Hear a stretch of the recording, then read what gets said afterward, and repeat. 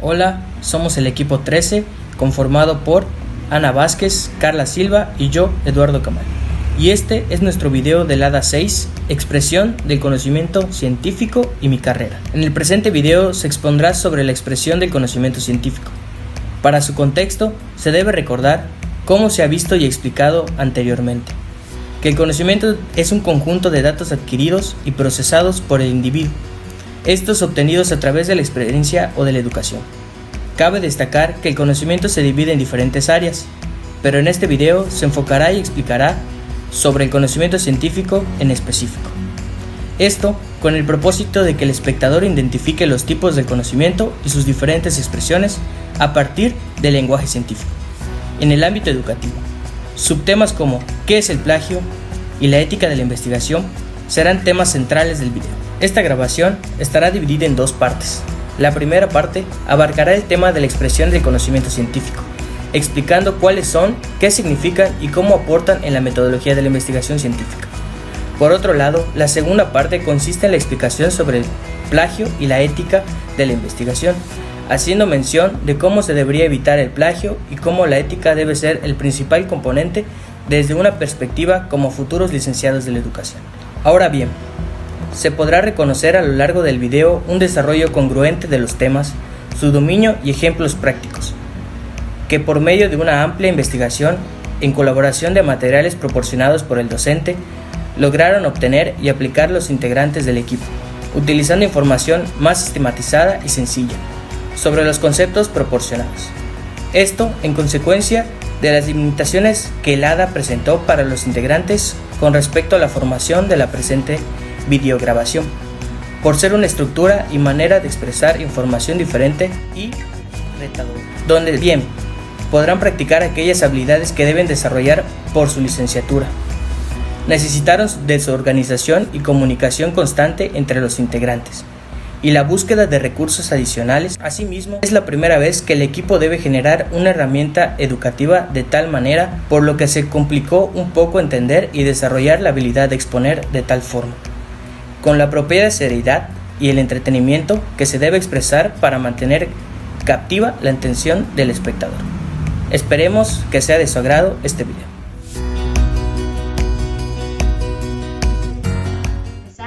Mi nombre es Ana Vázquez y el día de hoy les traigo las 8 expresiones del conocimiento científico. La primera que vamos a ver es la teoría. ¿Y qué es la teoría en sí? Es un conjunto de ideas basadas en la realidad. La teoría tiene que ser capaz de conceptuarse y sistematizar la realidad. Es decir, que tiene que aplicar un método a ciertos tipos de problemas, de situaciones, de procesos históricos. Un ejemplo de ellos es la teoría de la evolución, la teoría del Big Bang, la teoría atómica. La segunda expresión que vamos a ver el día de hoy son los hechos. Hemos escuchado la famosa frase, no hay ciencia sin hechos, y eso es una realidad, ya que los hechos son la materia prima de las ciencias factuales. Por ejemplo, la sociología, la psicología emocional, la economía y la ciencia política. Nos sirven para construir la ciencia, su importancia, su significado y dependen de un marco de referencia. Los hechos, por su parte, son una clase de objetos concretos y recordamos que el objeto, como bien se sabe, es todo lo que se puede o tiene que ser un tema de pensamiento o acción. En los hechos hay que poder interpretarlos, es decir, darles un significado. Hay que establecer una generalización entre ellos. Muy bien, ahora nuestra tercera expresión que vamos a ver es la clasificación y la generalización. Los datos y hechos no bastan solamente para el conocimiento científico. Es necesario hacer un esfuerzo de categorización, sistematización y ordenación, agrupando en conjuntos y subconjuntos de acuerdo a sus características y similitudes. En las clasificaciones nos encontramos con tres importantes áreas: la división, la ordenación y la clasificación sistemática. La generalización es una proposición que por medio de un caso individual o pasado afirma una conexión entre las propiedades que se aplica en todos los casos. Existen diferentes formas y niveles de generalización, que es la formación de conceptos, la formación de categorías, la elaboración de tipos, la deducción de constantes y la formulación de leyes. Una clasificación y generalización que podemos ver es la teoría de la evolución, donde se va clasificando de acuerdo a su especie, y de su especie hay un subconjunto de acuerdo a su tipo, a su forma, a su tamaño, entre otras cosas. Ahora, nuestro cuarto elemento de la expresión del conocimiento son las reglas y los principios. Podemos definir la regla como toda proposición que describe algo con vistas a obtener un cierto resultado. Se denomina regla a un proceso el que nos tenemos que ajustar y hacer para que las operaciones sean ejecutadas rectamente. Se puede decir también que son los preceptos a seguir en un método. El proceso de toda regla tiene 3 momentos lógicos incluidos, que son 3 interrogantes que nos debemos de hacer: ¿qué se ordena?, ¿cómo se ordena?, y ¿para qué se ordena? El término principio es aquello que es fundamentos, ya sea de una actividad racional o lógica, o bien de una acción. La quinta expresión que vamos a ver el día son los supuestos y los postulados. ¿Y qué es un supuesto? Un supuesto es un enunciado que se considera como un verdadero, aunque no se haya demostrado lo suficiente, pero su verdad depende de la verdad de la proposición. Hoy en día se opera con 2 supuestos: los supuestos previos a la lógica científica y los supuestos que están más allá de la lógica científica. Los postulados son aquellas proposiciones cuya verdad se admite sin pruebas y sin fundamentos necesarios, y un ejemplo de postulados son las matemáticas y la geografía. Ahora vamos con nuestra sexta expresión del conocimiento, aunque realmente no usamos el nombre de ley en el ámbito científico. Se usa el concepto de ley científica, la cual es un enunciado universal que afirma una conexión esencial o una conjunción constante simple o estadística entre ciertos fenómenos, situaciones, propiedades o cosas científicamente comprobadas por medio de una investigación sistemática. Para Russell existen 3 etapas principales: observar los hechos significativos, sentar hipótesis que, si son verdaderas, pueden explicar aquellos hechos, y deducir de estas hipótesis consecuencias que puedan ser puestas a prueba durante la observación. Algunos ejemplos que podemos ver es la ley de la termodinámica, así como la ley de la física, la ley de la gravedad, entre otros. Ahora vamos con nuestra séptima expresión del conocimiento, que son los tipos o tipología. Muy bien. En las ciencias sociales es muy común usar los tipos. Max Weber las consideraba como un sistema de clasificación, simplificación y reducción de datos. Weber los llamaba tipos ideales. El tipo ideal se puede decir que es un esquema de investigación. Los tipos o tipologías es la elaboración de un elemento que intenta establecer un puente entre las necesidades de una generalización que se tiene de la ciencia y los fenómenos particulares que se confronta en la realidad. Vamos a ver nuestra octava expresión del conocimiento científico, la cual son los modelos. ¿Y qué es un modelo? Es la representación o construcción simplificada de una serie de fenómenos destinados a explicar la realidad o actuar de ella.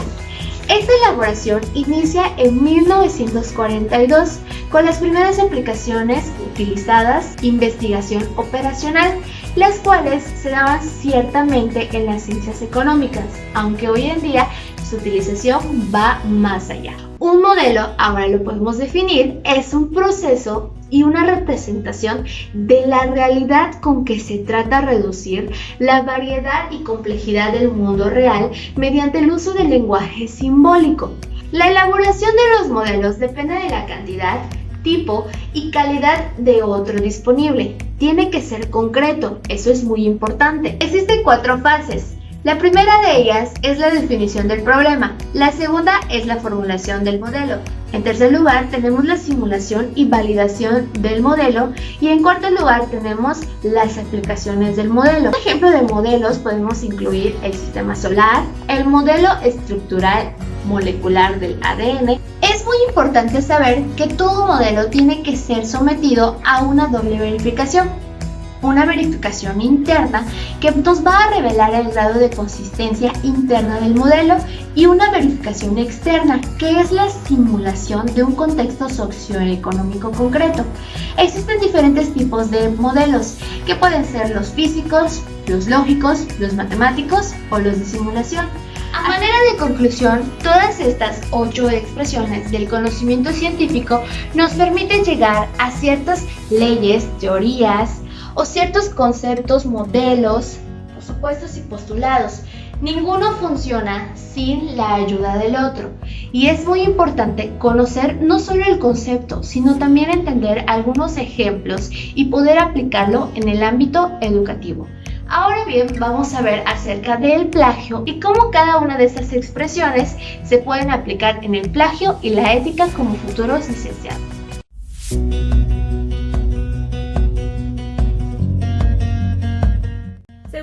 Realizadas en el país de México, se dieron los resultados de que los académicos y científicos del país tienen dentro de sus 3 principales problemas el plagio, el fraude y la falta de rigurosidad en sus trabajos.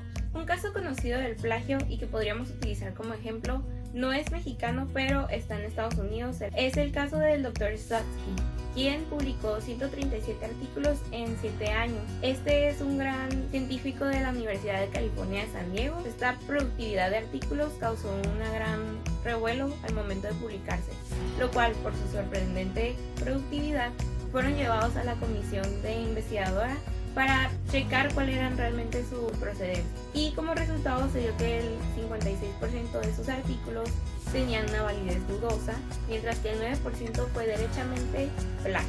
Este es uno de tantos casos realmente conocidos sobre el plagio, donde se muestra la falta de ética dentro de las investigaciones científicas. Hola, soy Carla y les vengo a platicar sobre el plagio y la ética dentro de las investigaciones científicas. El primer punto para tocar sobre este tema sería de dónde se origina el plagio. El plagio se ha conocido como una práctica durante toda la historia de la humanidad. Siempre ha existido esta práctica. No obstante, hoy en día se vuelve una problemática mucho más urgente de solucionar, puesto que gracias a las tecnologías que tenemos actualmente, hay más condiciones que permiten que el plagio sea más fácil de realizarse, donde pues se encuentra el formato más accesible, más transferible y reproducirse más fácilmente. Las 2 principales condiciones que aumentan hoy en día la actividad del plagio sería el acceso al internet, ya que este pues nos permite estar con toda esta información aquí presente y a la accesibilidad de sencillez. Cualquiera puede entrar al conocimiento, cualquiera podría hacer plagio. Y también hoy en día a los científicos se les pone más presión para que ellos puedan redactar y publicar muchos más artículos y publiquen mucha más información de manera más rápida y en gran cantidad que otros. Entonces esta presión social, por así decirlo, dentro de su contexto, pues hace que ellos a veces digan, pues quiero y tengo que hacer esto mejor que todos los demás, pues voy a hacer plagio. Ahora bien, dentro de las investigaciones científicas hay 2 conceptos que tenemos que tener en cuenta. El primero sería la ética de la investigación. Y el segundo sería la mala conducta que existe científicamente. El primer concepto, siendo la ética, es un concepto que se utiliza desde finales del siglo XX. Ahí es cuando apareció este concepto y pues hace referencia a todos los conjuntos de principios morales que se deben de tener al realizar una investigación científica.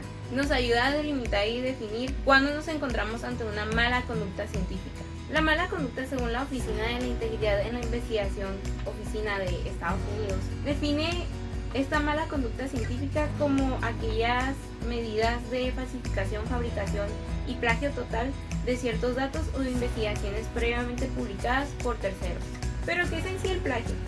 Este viene del latín plagium, que significa secuestro, y del griego plagios, que significa trapecio o trapecista, que pues hace referencia a que con astucia, mentiras y falsedades se va a procurar engañar a un tercero. Ahora bien, dentro del plagio hay ciertos elementos que se tienen que tener en cuenta.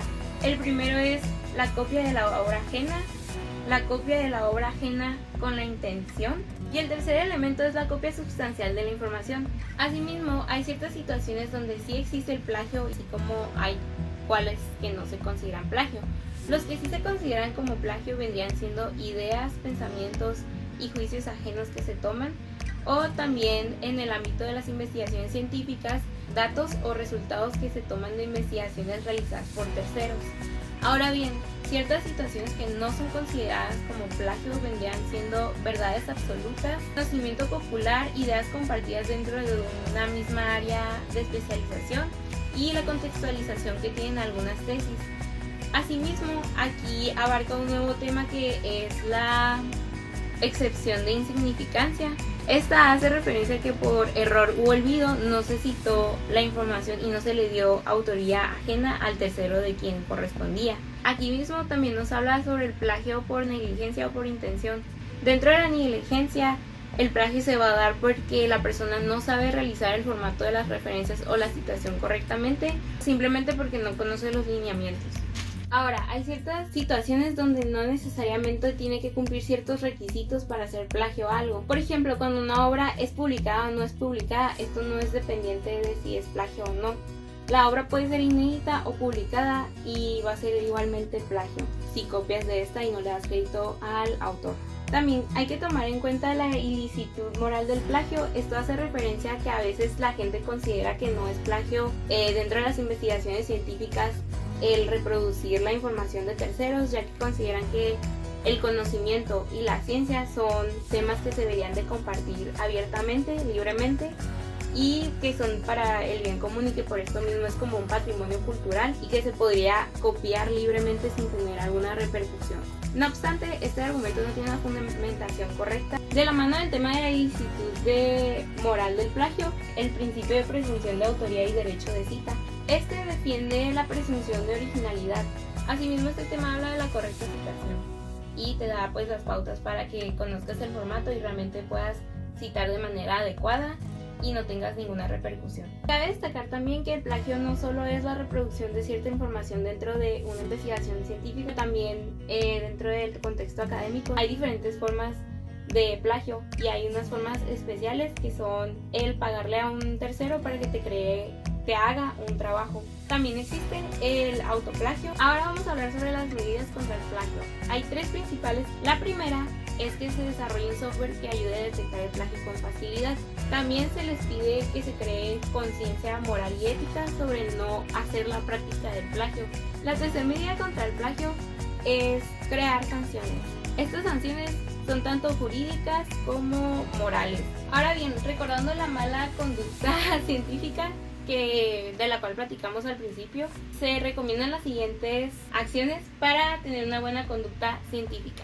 La primera acción es realmente practicar el dar crédito a terceros por sus trabajos, ya sean resultados o datos de estos. Asimismo, se tiene que conocer el formato de citación, de referencias, el formato que se va a utilizar para realmente darle autoría al tercero. Asimismo, dentro del sector científico, los profesionales deben estar a la vanguardia de todas las novedades y actualizaciones que se den dentro de su área. De la mano tienen que conocer las leyes y las sanciones que hay ante la autoridad correspondiente jurídica, así como conocer las leyes de propiedad intelectual, que es un tema sumamente importante en las investigaciones científicas. Y pues también dentro del sector de la ciencia, tanto sean académicos o científicos que se estén desarrollando profesionalmente, se tienen que apegar y deben de practicar la aplicación de sanciones. Esto quiere decir que tanto ellos, cuando reconocen que algún compañero está haciendo plagio, que se informe a las autoridades correspondientes, y también si son profesores, que exijan a sus estudiantes no cometer plagio y ponerse exigentes para que ellos logren la autorreflexión y pues esforzarse realmente. Y pues eso fue todo el tema de plagio y ética en la investigación científica. Gracias. En conclusión, en esta actividad se generó una explicación fundamentada y sencilla para que el espectador pudiera identificar de manera más sencilla la expresión del conocimiento científico. Abarca toda aquella ciencia que busca una mejora en su campo de estudio, que requiere ciertos pasos para poder ser tomado como veredicto, y así como cada paso debe tener su proceso correcto.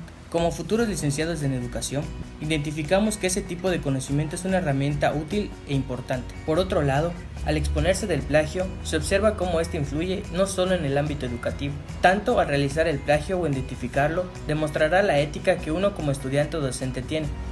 Debemos actuar y crear conciencia ante esta mala práctica, acabando con ella y generando en el alumno un sentimiento correcto ético, retomando las limitaciones que teníamos de la actividad, como la falta de preparación y de conocimiento, fueron resueltas sencillamente en apoyo de todos los integrantes. Buscamos la información adecuada, indagando más allá del material proporcionado para tener un conocimiento de los temas amplio, para poder expresarnos mejor y que logremos enseñar lo que presentamos. Consideramos que esta actividad nos tiene mucho que enseñar, no solo en los conceptos de los temas obtenidos, sino que de igual manera a la hora de exposición, redacción y aportación como futuros docentes.